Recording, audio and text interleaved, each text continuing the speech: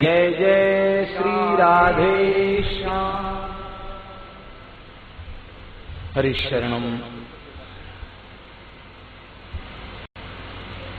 अनंत कोटि ब्रह्मांड नायक सर्वेश्वर परात्पर परब्रह्म असंख्येय दिव्यानंत कल्याण गुणगण निलय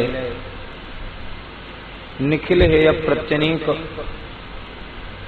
भक्तवांछा कल्पतरु भक्तवत्सल शरणागत वत्सल श्री सीताराम जी महाराज की महती कृपा करुणा से श्री अयोध्या धाम में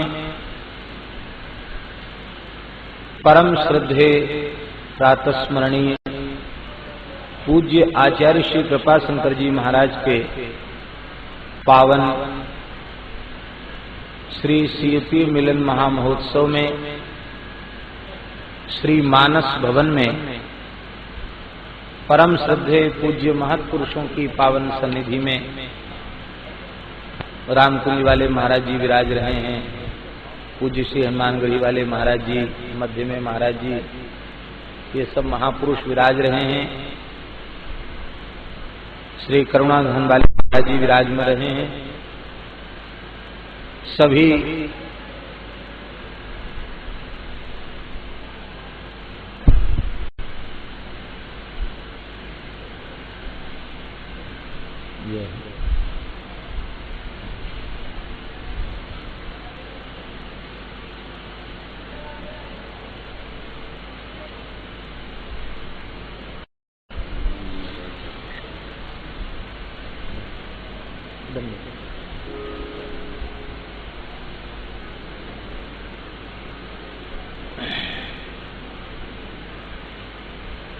मंचस्थ पूज्य सभी संतों के चरणों में सादर दंडवत प्रणाम निवेदन करते हुए एवं सन्मुख विराजमान सभी पूज्य संतों के चरणों में साष्टांग दंडवत प्रणाम निवेदन करते हुए आज कथा सत्र का शुभारंभ कर रहे हैं। कल श्री भक्तमाल ग्रंथ के श्रवण की जो पूर्व भूमिका है उसी की चर्चा कल हुई। भक्तमाल में नाभाजी ने हमें कैसी दृष्टि प्रदान की जिससे हम वैष्णवापचार से बच सकते हैं, यह चर्चा भगवत कृपा से कल की गई।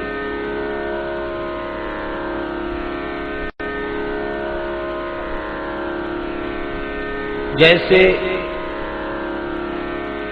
सभी ग्रंथों के महात्म्य कथन की परंपरा है, कल नाभाजी की पंक्तियों में कुछ महात्म्य का स्मरण किया था। भक्तमाल में भी महात्म्य कथा की परंपरा है प्राचीन, उसमें नाभाजी कृत भक्तमाल महात्म्य तो है ही, अलग से जिसे भक्तमाल महात्म्य कहा जाता है वह श्री वैष्णव दासी कृत है। इन वैष्णव दासी का परिचय ये है कि श्री गोपाल भट्ट गोस्वामी पाद के शिष्य श्रीनिवासाचार्य जी हुए और उनके शिष्य श्री मनोहर दासी हुए। मनोहर दासी के शिष्य प्रिया दासी हुए और प्रिया दासी के नाती चेला पौत्र शिष्य वे श्री वैष्णव दासी। प्रिया दासी के समकालीन, जैसे साधुओं में होता है दादा गुरु परदादा गुरु जी का भी दर्शन कर लेते हैं। साधुओं के यहाँ नाद सृष्टि है इसलिए सृष्टि बहुत जल्दी बढ़ जाती है। तो वैष्णव दास जी महाराज ने अपने सामने घटित 3 घटनाओं का वर्णन किया। आप लोग सब इन चरित्रों को बारंबार श्रवण कर चुके हैं, लेकिन फिर भी अत्यंत संक्षेप में हम उनका स्मरण कर रहे हैं।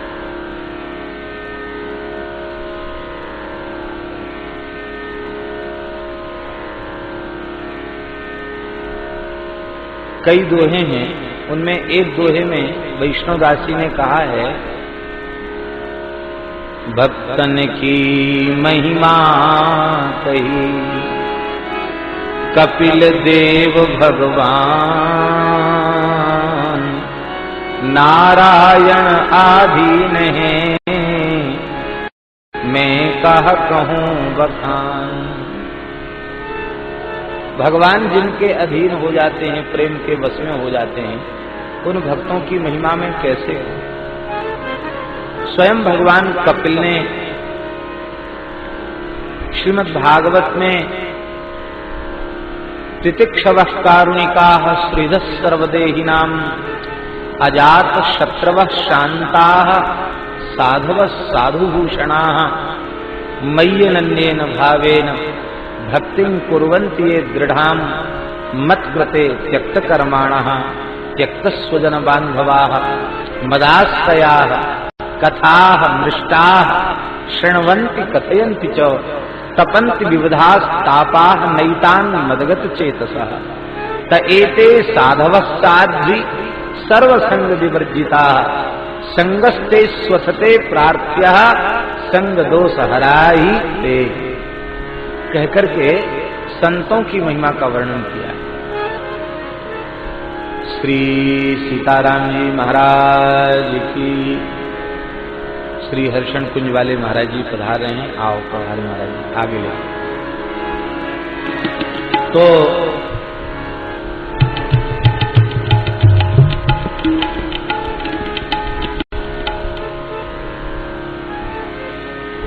वैष्णवदास जी ने संसार को आरसी कहा।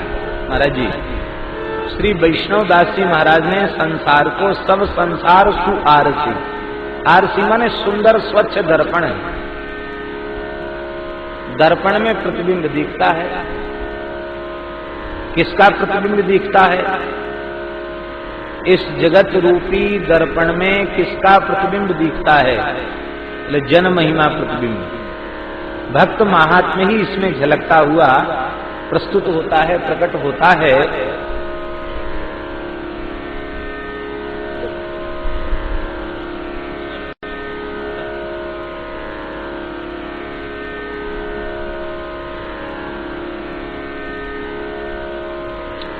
लेकिन एक विशेष बात है, वह क्या है?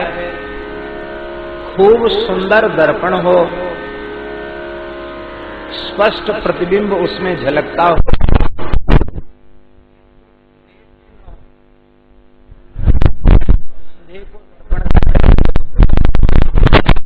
तो इस जगत रूपी सुंदर आरसी में संत महात्म्य रूपी प्रतिबिंब झलकता कब है? बोले रति दृग बिन सूझे नहीं। भगवत भागवत चरणार विंद में जो विशुद्ध निष्काम सहज रति है, प्रीति है, उसके अभाव में संत महात्म्य का ज्ञान नहीं होता। और यह अनुभव सिद्ध बात है, जब तक किसी महान अनुरागी प्रेमी संत का चरणाश्रय प्राप्त नहीं होगा, उनसे आप हृदय से जुड़ेंगे नहीं, तब तक आपके चित्त में यह रहेगा, अरे घोर कलिकाल है, महात्मा कहाँ मिल सकते हैं, महात्मा तो आज हैं ही नहीं, ऐसी भावना चित्त में आवेगी। किंतु किसी एक प्रेमी अनुरागी संत की कृपा हो जाए तो आपकी यह दृष्टि बदल जाएगी, आपका यह भ्रम समाप्त हो जाएगा। आपको लगेगा नहीं, हम संतों की उपस्थिति का, उनके सत्संग का जैसा लाभ ले लेना चाहिए वैसा लाभ नहीं ले पा रहे हैं। कभी संतों का अभाव नहीं है, अभी भी संत धरती पर विराजमान है।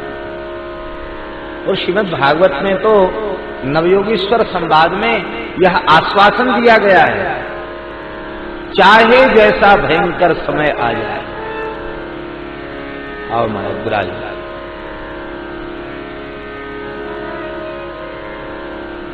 इधर आ जाए, ऊपर आ जाए। चाहे जैसा भयंकर समय आ जाए, भगवान के भक्त संत महापुरुष इस धरती पर प्रकट होते रहेंगे। बहुत प्रिय है दास को यह श्लोक। कृतादिषु प्रजा राजन कला विच्छन्ति संभवम् कलौ खलु भविष्यन्ति नारायण परायणा।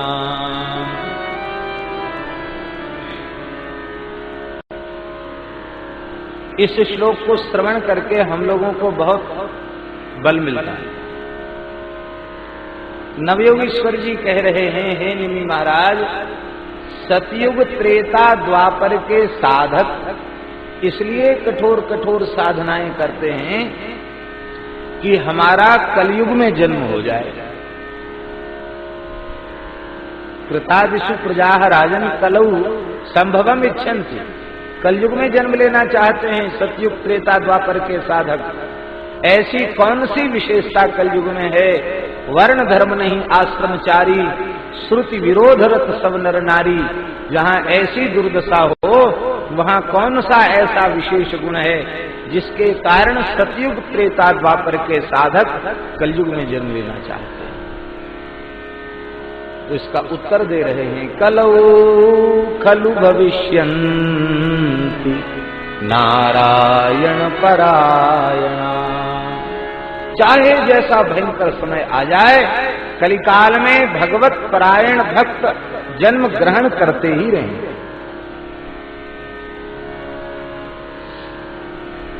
जैसे आज हम लोग अनुभव करते हैं कि श्री गोस्वामी तुलसीदास जी महाराज, श्री रैदास जी महाराज, श्री कबीरदास जी महाराज, श्री मीराबाई, श्री नरसिंह जी महाराज, श्री सूरदास जी महाराज आदि आदि संत महापुरुष जब इस धराधाम पर प्रकट रहे होंगे और उनका जिन्होंने प्रत्यक्ष दर्शन और सत्संग प्राप्त किया होगा, वे कितने भाग्यशाली होंगे। ऐसा मन में कभी कभी भाव आता है कि नहीं आता है? आप विश्वास करें, इस युग में जो महान संत प्रकट भये हैं, पूज्य पंडित श्री रामवल्लभा शरण जी महाराज, पूज्य रामायणी श्री अखिलेश्वर दास जी महाराज, पूज्य हर्षण कुंज वाले श्री सरकार और अनेक महापुरुष, पूज्य आचार्य श्री कृपाशंकर जी महाराज, किसी काल के पश्चात जब इनकी गरिमा महिमा और इनके द्वारा जो वैष्णवता का प्रचार प्रसार हुआ है, उसका लाभ आगे की पीढ़ी के लोग प्राप्त करेंगे, तो वे भी उनके चरित्र को पढ़कर मन में विचार करेंगे, ये लोग कितने भाग्यशाली होंगे जिन लोगों ने इन महापुरुषों का प्रत्यक्ष दर्शन, स्पर्श और समागम प्राप्त किया होगा। एक से एक महापुरुषों का दर्शन समागम प्राप्त हुआ। बस कमी अपनी ओर से है। गोस्वामी जी भी यही आश्वासन दे रहे हैं, सब ही सुलभ सब दिन सब देता, सब ही सुलभ सब दिन सब देता, सेवक सागर समन कलेता, सेवक सागर समन कलेता। आदर पूर्वक सेवन करने की आवश्यकता है। आदर पूर्वक सेवन करने से संपूर्ण क्लेशों की निवृत्ति हो जाए। महाराज जी, क्लेश है क्या? कितने युग, कितने अनंत अनंत संवत्सर बीत चुके हैं भगवान से बिछड़े हुए, और अब तक उन युगल के चरणार बिंदों को प्राप्त नहीं कर पा रहे हैं। इससे बड़ा क्लेश और कोई दूसरा नहीं है। इस क्लेश का शमन संतों की कृपा से होता है।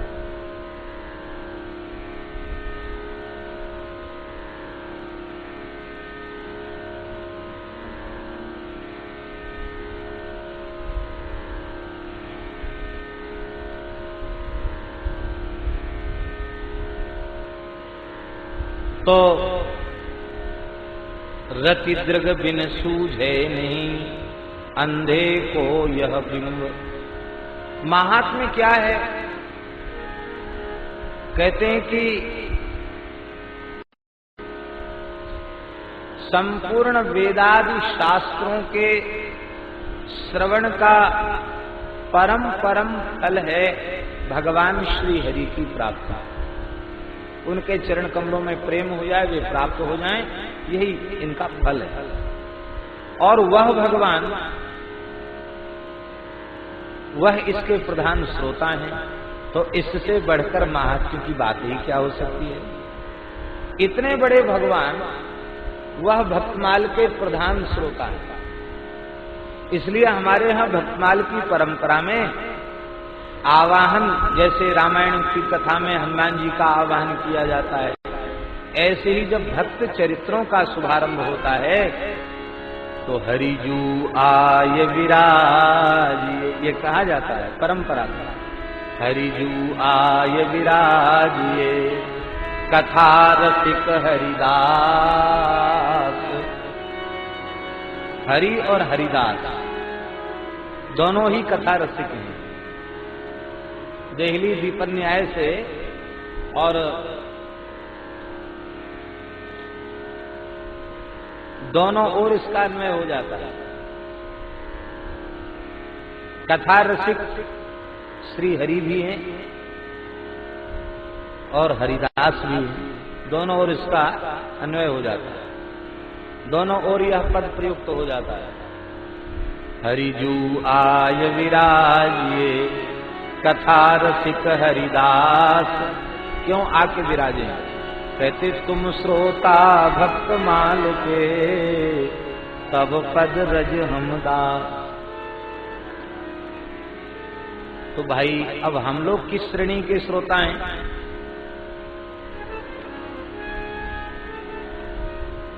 बोले हम लोग तापाचे जो और हूं, इन दो के बाद तीसरे नंबर पर तापाछे जो और हूं, तिन पाछे जो और हूं, श्रोता है रस खान, तिनके सकल मनोरथ पूर्वहु श्री भगवान।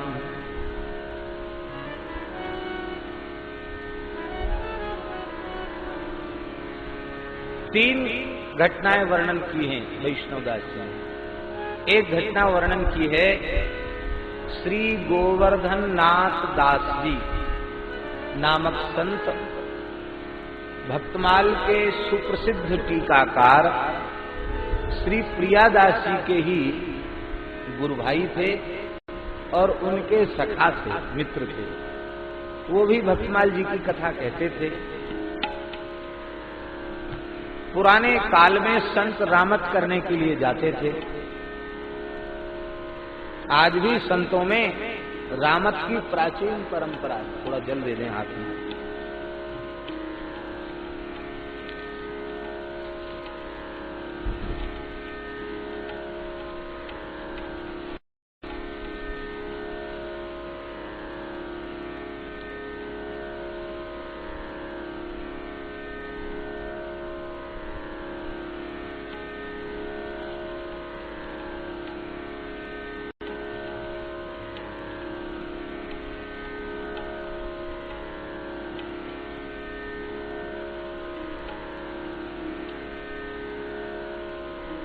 संत सेवा के निमित्त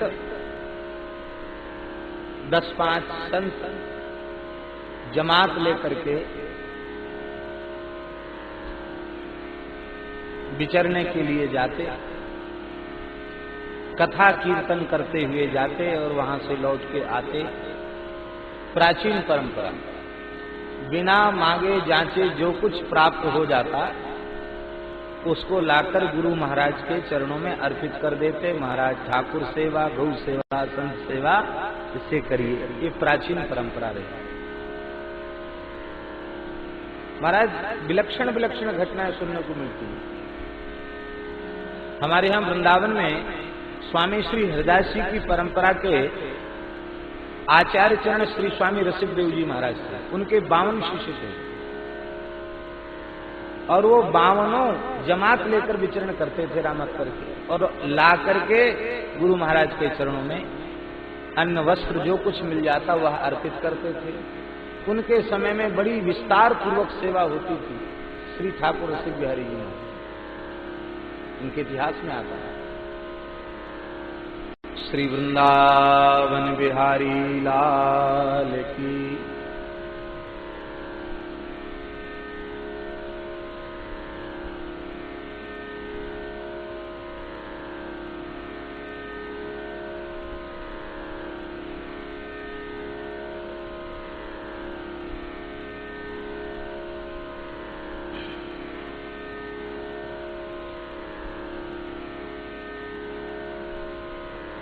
तो दो प्रकार की वृत्ति है, एक तो भूप वृत्ति है और एक माधुकरी वृत्ति है, मधुकर वृत्ति है।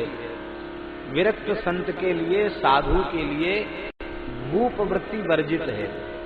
भूप वृत्ति का तात्पर्य है किसी गांव में चले गए, मुखिया के पास, प्रधान सरपंच के मुखिया के पास चले गए, बड़ा आदमी चेला है, उसने सब गांव को इकट्ठा कर लिया और कह दिया सबको एक एक बोरी गेहूं देना पड़ेगा। अब उसी गांव में रहना है, मुखिया की बात न माने तो रहेंगे कैसे? तो जिसकी श्रद्धा है अथवा नहीं है, देने की सामर्थ्य है अथवा नहीं है, उसने भी एक बोरी गेहूं दे दिया। मुखिया जी ने 10 बोरी गेहूं दे दिया, क्योंकि वे बड़े जमींदार हैं।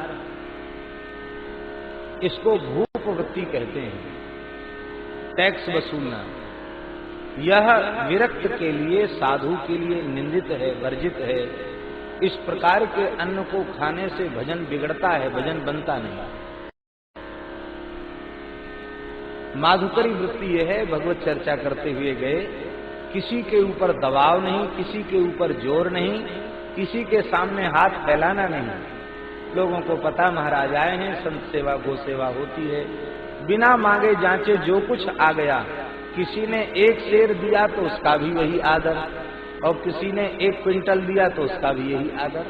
आओ ठीक, बहुत अच्छा, आओ बहुत बढ़िया। इसको कहते हैं माधुकरी वृत्ति। उस अन्न में दोष नहीं होता, वह अन्न साधक के लिए उपयोगी होता है, भजन में सहायक होता है। तो रामत की जो प्राचीन संतों में परंपरा थी, वो माधुकरी वृत्ति से संत रामत करते थे, और जो सहज आ जाता उससे वे भगवत सेवा, संत सेवा करते थे। तो श्री गोवर्धन नाथ दास जी राजस्थान की रामत कर गए। प्रायः संत उन्हीं क्षेत्रों में रामत करते हैं जहां के लोग भावुक हों, सत्संगी हों, कुछ सेवा भी प्राप्त हो जाए। तो राजस्थान शुरू से ऐसा क्षेत्र रहा है। आज भी हम कोई पक्षपात नहीं कर रहे हैं, लेकिन संपूर्ण भारतवर्ष में आज भी राजस्थान इतना पवित्र क्षेत्र है कि वहां कोई भी साधु भूखा नहीं रह सकता। सैकड़ों आकाशवती के स्थान हैं और संत अपनी आसन छोड़कर कहीं नहीं जाते, फिर भी उनके पास किसी वस्तु का अभाव नहीं। और हमारा उत्तर प्रदेश ऐसा है कि परिचय की दंडौत है, परिचय नहीं है तो कोई दंडौत प्रणाम से प्रयोजन नहीं है। और आप कुछ कहो तो सेवा कर भी देंगे, जितना कहोगे इसका चौथाई करेंगे, और नहीं कहोगे तो भूखे मर जाओ, कोई पूछने वाला नहीं कि बाबा जी भोजन क्यों नहीं किया। ये हमारा क्षेत्र है, राजस्थान पवित्र क्षेत्र है। तो श्री गोवर्धन दास जी रामत करते करते पैदल चलते थे। संत जयपुर पहुंचे। उस काल में विग्रहों की सुरक्षा की दृष्टि से वृंदावन के अनेक श्री विग्रह राजस्थान में जाकर सुरक्षित हो चुके थे। महाराजा मानसिंह गोविंद देव जी को भी जयपुर ले जा चुके थे। गोविंद देव जी के मंदिर में श्री गोवर्धन दास जी ने श्री भक्तमाल की कथा कही, और कथा भक्तमाल की कोई 5 दिन 7 दिन या 10 दिन की तो होती नहीं है, तो विशाल ग्रंथ है, महीनों की कथा है। कुछ दिन कथा कही और कथा कहने के बाद बोले कि अब हम सांभर की झील है वहां रामत का समय दे चुके हैं, तो वहां से लौट करके आवेंगे तो आगे की कथा कहेंगे। सांभर की रामत करके गोवर्धन दास जी पुनः गोविंद देव जी आए, और आकर के उन्होंने जब श्रोताओं से पूछा कि हम तो नित्य कथा कहते हैं, इसलिए हमें क्रम का स्मरण नहीं है, हमें नित्य वाले क्रम का स्मरण है, लेकिन आप लोग रसिक श्रोता हैं, यह बतावें कि हमने यहाँ गोविंद देव जी के चरणों में कहाँ तक की कथा कही थी और कहाँ से आगे कहना है, आप लोग बताइए। श्रोता तो सदा श्रोता ही रहेगा, वो सब एक दूसरे के मुंह की ओर देखने लगे, किसी को निर्णय निश्चय ही नहीं हो पा रहा था कहाँ तक कथा हुई थी। श्री गोवर्धन दास जी पूज्य आचार्य श्री कृपाशंकर जी के जैसे खरे महात्मा थे। आचार्य जी भी खरे महापुरुष थे। कथा में कोई इधर उधर देखे या कथा में सामने बैठकर सोने लग जाए, अरे राम राम, फिर उसकी खैर नहीं। आचार्य जी चाहे जितना बड़ा हो तुरंत डांट लगा देते थे, स्वयं डूब कर करते थे। इसलिए उनका ये भाव रहता था कि जो सामने बैठे हुए लोग हैं वे भी शरीर संसार की सुध बुध भूल करके श्रवण करें, ये पूज्य आचार्य चरण का भाव रहता। तो श्री गोवर्धन दास जी भी ऐसे ही संत थे, उन्होंने पोथी बंद कर दी। बोले हम तो संतों के बीच में नित्य सत्संग करते, वही ठीक है, तुम लोग जयपुर वासी कथा सुनने योग्य नहीं हो, तुम्हें यही पता नहीं है कि कहाँ तक की कथा हुई, कहाँ से आगे कथा होनी है, इसलिए अब हम यहाँ से वृंदावन की ओर जा रहे हैं। श्री ठाकुर गोविंद देव जी को कथा का वियोग व्याप्त हो गया, और उस समय श्री गोविंद देव जी के पुजारी थे गोस्वामी श्री राधा रमण लाल जी, गोसाई परंपरा से वहां सेवा होती है। गोस्वामी श्री राधा रमण लाल जी उस समय प्रधान सेवायत थे श्री गोविंद देव जी के। ठाकुर जी ने गोसाई जी को निकट बुलाया और बुला करके कहा, श्री गोविंद देव विख्याता कही पुजारी सो यह बाता, श्री रैदास भक्त की गाथा भई कहो अब आगे ना था। हे श्री गोवर्धन नाथ दास जी महाराज, रैदास जी तक का चरित्र आप कह चुके हैं और रैदास जी से आगे की कथा कहिए।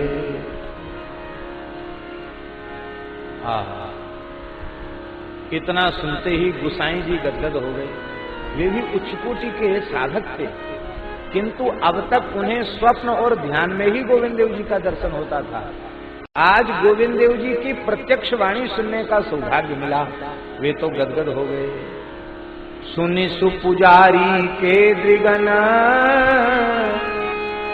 पानी बहो अपार, या के श्रोता आप हैं यह कीन्हो निर्धार।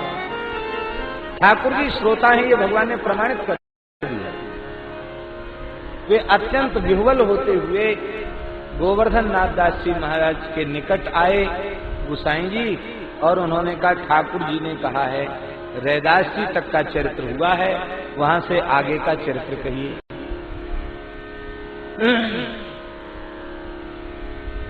भगवान की वाणी में और भगवान के प्रधान अर्चक श्री राधा रमण लाल गोस्वामी जी की वाणी में गोवर्धन नाथ दास जी को किंचित भी संदेह नहीं, लेकिन श्रोताओं का विश्वास दृढ़ होवे इसके लिए उन्होंने एक लीला और की। उन्होंने कहा कि आपसे तो ठाकुर जी ने कह दिया और हमसे बोलने में इनको शर्म लग रही है, लाज लग रही है, संकोच लग रहा है। तो यदि इतनी तीव्र अभिलाषा कथा श्रवण की है तो जो वाक्य भगवान ने आपसे कहा है वही सब श्रोताओं को सुनाते हुए हमसे भी कहें, तब हम समझेंगे कि भक्त चरित्र के रसिक श्रोता हैं। पुजारी जी ने कहा, सरकार यदि सुनने की इच्छा हो तो जो हमसे कहा वो कहना पड़ेगा। पुनः ठाकुर जी के मंदिर से शब्द आया, श्री रे दास भक्ति की गाथा भई कहो अब आगे ना था। अब तो गोवर्धन दास जी इतने भावुक हो गए, बोले अब हमको लौट के वृंदावन जल्दी नहीं जाना, जब तक ग्रंथ पूर्ण नहीं होगा तब तक गोविंद देव जी को नित्य कथा सुनाते। संत वहां विराज गए, संपूर्ण ग्रंथ हुआ। एक इतिहास ये है। दूसरा इतिहास श्री प्रियादास जी के जीवन काल का। भक्तमाल के टीकाकार प्रियादास। देखो महाराज जी, बड़ी विचित्र बात है। जिस काल में प्रियादास जी को नाभा गोस्वामी जी ने टीका लिखने की आज्ञा दी है, उस काल में श्री रामानंद संप्रदाय में रसिक भक्त संतों की, भक्त कवियों की कमी नहीं थी। अनेक तो द्वाराचार्य थे जिनकी बड़ी बड़ी वाणियां हैं। रामानंद संप्रदाय तमाम सिद्ध रसिक भक्त लेखक कवियों से सजा धजा था। लेकिन धन्य है नाभाजी का औदार्य। नाभाजी ने किसी रामानंदी साधु को आज्ञा नहीं दी। भगवत धाम गमन के 100 वर्ष के बाद प्रियादास जी के सामने प्रकट होकर के जो गौड़ीय संप्रदाय की परंपरा के, श्रीमद चैतन्य महाप्रभु की पवित्र परंपरा के, श्रीमद गोपाल भट्ट गोस्वामी पाद की परंपरा के शिष्य थे, उनको आज्ञा दी कि आप भक्तमाल की टीका लिखें। हमारे महाराज जी कहते थे कि ये भी नाभाजी का वैशिष्ट्य था। यदि वे किसी अपनी परंपरा के संप्रदाय के संत को आज्ञा देते तो भले ही उसकी लेखनी में नाभाजी के समान निष्पक्षता होती है, लेकिन कहने वाले यह कहने से नहीं चूकते कि अरे वो तो मूल ग्रंथ भी रामानंदी हैं और उसके टीकाकार भी रामानंदी हैं, इसलिए यह लिख दिया, यह लिख दिया, यह लिख दिया, यह नहीं लिखा, यह नहीं लिखा, ऐसा आरोप उनके ऊपर हो जाएगा। किंतु इस परंपरा से अलग परंपरा के कोई वैष्णव लिखेंगे तो इससे चतुर्थ संप्रदाय के वैष्णव परस्पर निकट होंगे और भक्तमाल वह किसी एक यद्यपि सत संप्रदाय की परंपरा का ग्रंथ होते हुए भी वह सर्वथा सांप्रदायिक दुराग्रहों से मुक्त भक्त मात्र के लिए उपादेय ग्रंथ है। इस बात को नाभाजी प्रकट करना चाहते। प्रियादास जी को उन्होंने टीका लिखने की आज्ञा दी और आश्चर्य है, प्रियादास जी ने भी उसका ऐसा अद्भुत निर्वाह किया, ऐसा अद्भुत निर्वाह किया कि मूल ग्रंथ के समान प्रियादास जी की टीका को आदर प्राप्त हुआ। इसलिए प्रियादास जी की टीका को टीका नहीं माना जाता, उसको मूल ही माना जाता। स्वयं प्रियादास जी ने वर्णन किया है, रची कविताई, रची कविताई, हमने कविताई रची है। कैसी कविताई रची है? बोले रची कविताई, सुखदाई लागे निपट, सुहाई ओ सचाई, पुनरुक्ति ले मिटाई है, अक्षर मधुरताई, अनुप्रास अति छवि छाई, मोद जरी थी लगाई। काव्य की बड़ाई निज मुख ना भलाई होत, काव्य की बड़ाई निज मुख ना भलाई होत, ना भाजू कहाई जाते प्रौढ़ी के सुनाई। ना भाजू कहाई आते प्रौढ़ी के सुनाई है। हृदय सरसाई जो पे सुनिए सदाई, हृदय सरसाई जो पे सुनिए सदाई। यह भक्ति रस बोधनी सुनाम जी का गाई है। यह भक्ति रस बोधनी सुनाम जी का गाई। बड़ी सुंदर कविता हमने लिखी है, सबको सुख देने वाली है और झूठी नहीं है, अतिरंजित करके नहीं लिखा है। जो यथार्थ है, सत्य है, उसी को प्रस्तुत किया गया है। इसमें पुनरुक्ति दोष नहीं है। अक्षर बड़े मधुर हैं, अनुप्रास अलंकार खूब है, यमक अलंकार खूब है, श्लेष भी है। रस छंद अलंकार की मर्यादा का बहुत अच्छा निर्वाह इसमें हुआ है। आगे की पंक्ति में कह रहे हैं, ये तो वही हुआ अपने मुंह मिया मिट्ठू, निज कवित्व के ही लाग न नीका, सरस हो अथवा अति टीका। कहते ये भी हम जानते हैं कि काव्य की बड़ाई निज मुख न भलाई हो। जब यह जानते हो फिर इतनी प्रशंसा अपनी ही टीका की क्यों लिख रहे हो?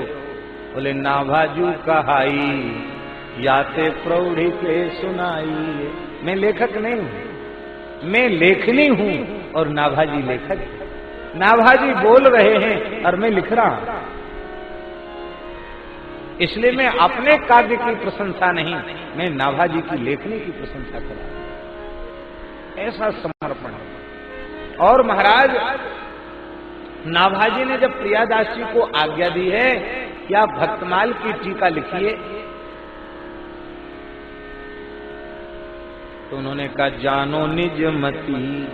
मैं जानता हूं, अपनी बुद्धि को जानता हूं, अपनी योग्यता को जानता हूं, मैं इसके सर्वथा अयोग्य हूं, यह मैं जानता हूं। लेकिन इसके बाद भी हमने संतों की वाणी से सुन रखा है। क्या सुना है?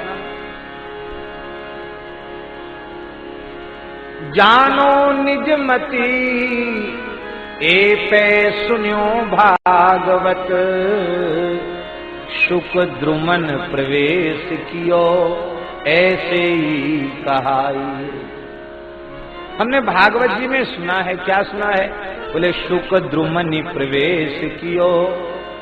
जैसे व्यास जी को शुकदेव जी ने वृक्षों में प्रविष्ट होकर उत्तर दिया, अब वृक्ष बोलने में समर्थ नहीं थे पर वृक्षों में व्याप्त होकर शुकदेव जी ने उत्तर दिया, ऐसे ही हम भी वृक्ष के समान जड़ हैं। हम में न लिखने की सामर्थ्य है न बोलने की सामर्थ्य है। श्री शुकाचार्य के समान आप मेरे अंतःकरण में विराजमान हो जाइए और जिस रूप में आप ग्रंथ का लेखन कराना चाहते हैं उस स्वरूप में ग्रंथ को प्रस्तुत करा दीजिए। ये प्रियादास जी का समर्पण है, ये उनका भाव।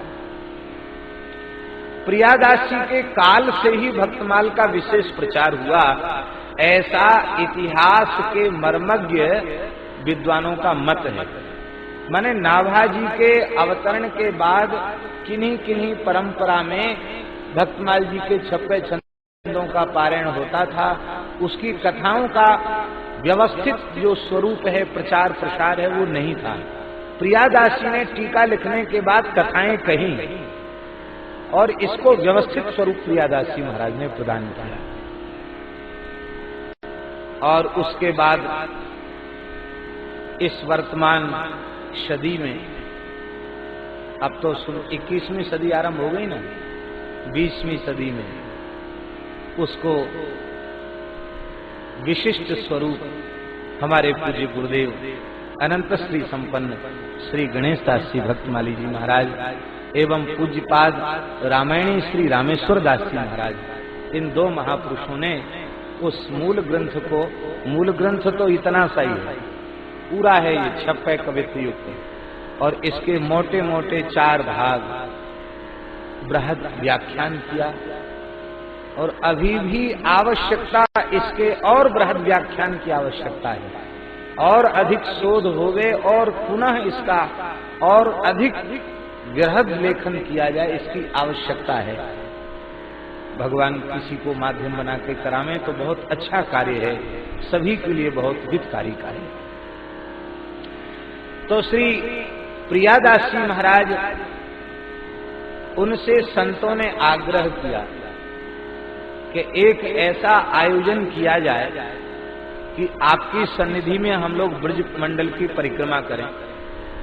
परिक्रमा में कोई दिनों का नियम न हो, किस स्थल पर कितने दिन रुकना है, स्वतंत्रता पूर्वक परिक्रमा करें, भले ही साल भर में परिक्रमा पूरी हो।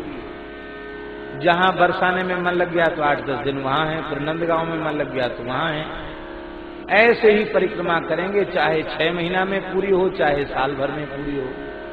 बस ये विधि रहेगी कि भक्तमाल ग्रंथ पूरा होवे। आप कथा कहिए। तो परिक्रमा करते करते श्री प्रियादास जी महाराज होडल में पहुंचे।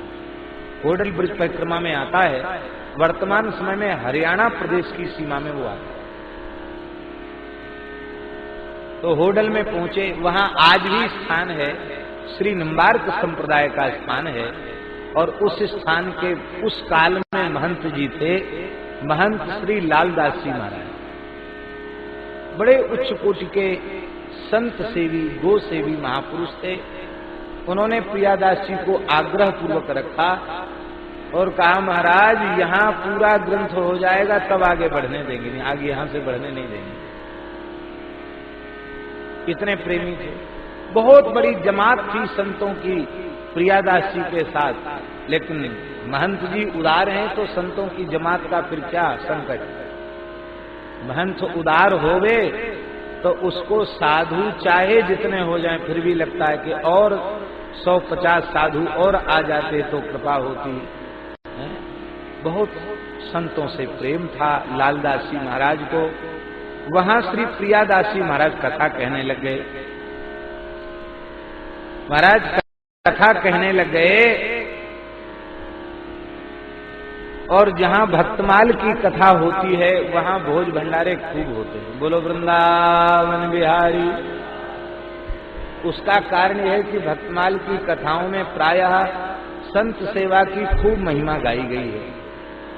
कई बार तो ऐसा होता कि कंजूस से कंजूस व्यक्ति के मन में भी ये भाव आ जाता, करे भैया इतने दिन कथा सुन रहे हैं, हम भी 10वीं साधु तो जिमाई दें।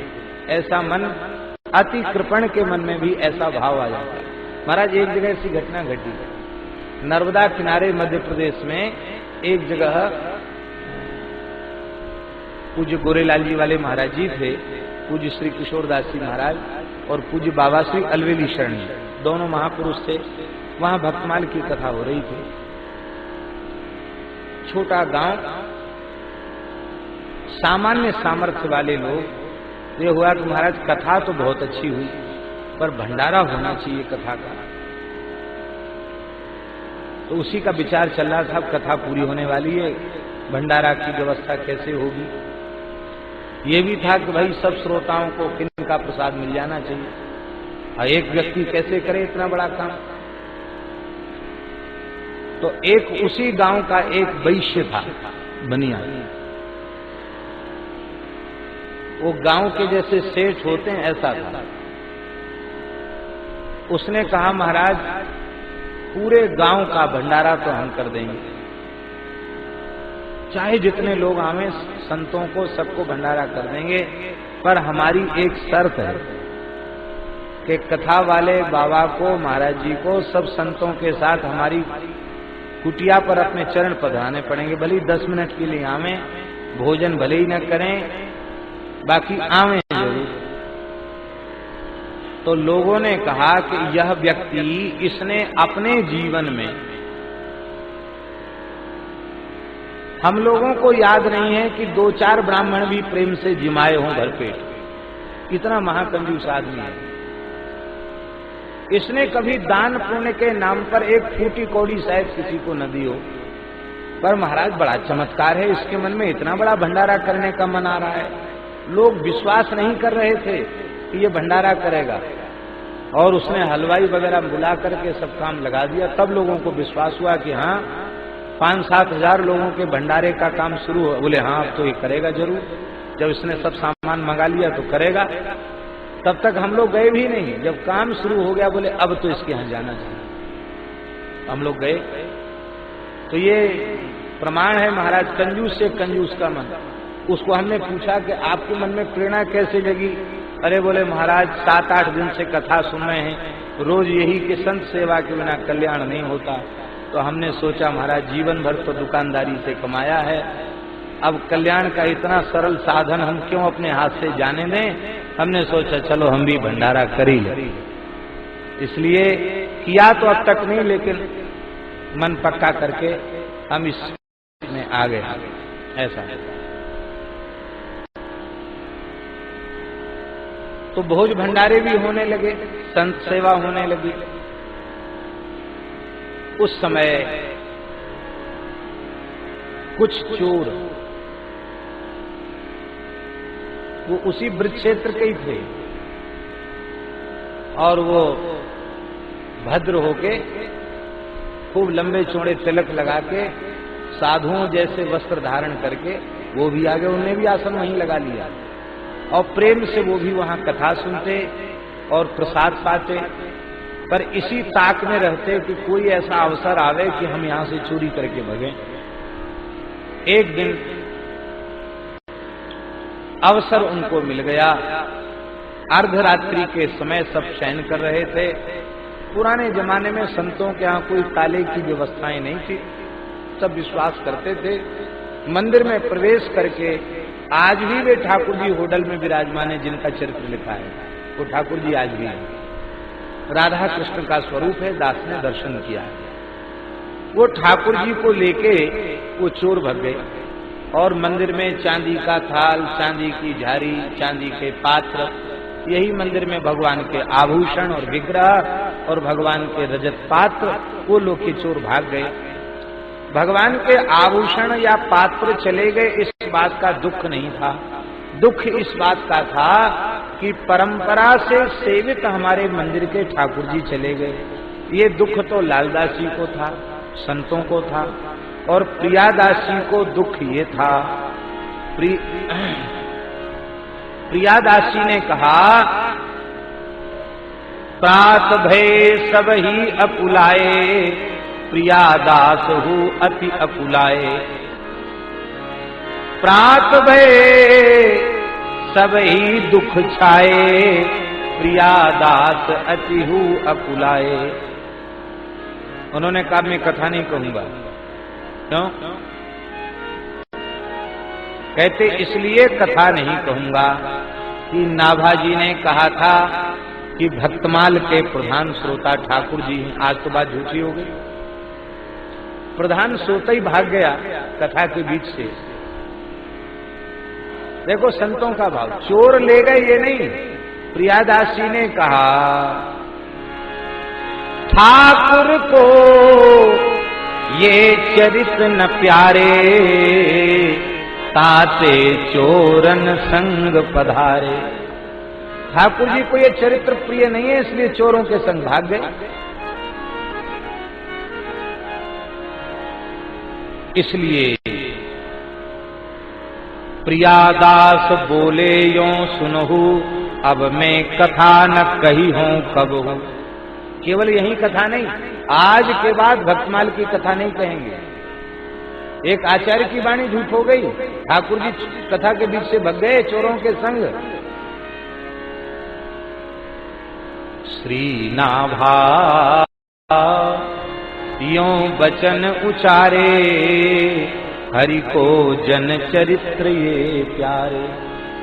सो झूठी अब भई यहाँ आई, कथा त्याग हरि गए पराई। आज बात झूठी हो गई, ठाकुर जी कथा छोड़ के चले गए। प्रियादास जी ने प्रसाद नहीं पाया, संतों ने प्रसाद नहीं पाया। लालदास जी ने कहा महाराज ठाकुर जी की पुनः दूसरे ठाकुर जी की प्रतिष्ठा हो जाएगी, पर आप लोग प्रसाद पाओ। बोले ना हम प्रसाद पाएंगे और न यहाँ रहेंगे, अब हम चले जाएंगे। तो कथा भी नहीं कहेंगे, परिक्रमा भी नहीं करेंगे। क्या ठाकुर जी छोड़ के चले गए कथा? बहुत नाराज थे, बड़े दुखी थे प्रियादास जी। पर लालदास जी उनको जाने नहीं देना चाहते थे। इधर महाराज जी क्या हुआ,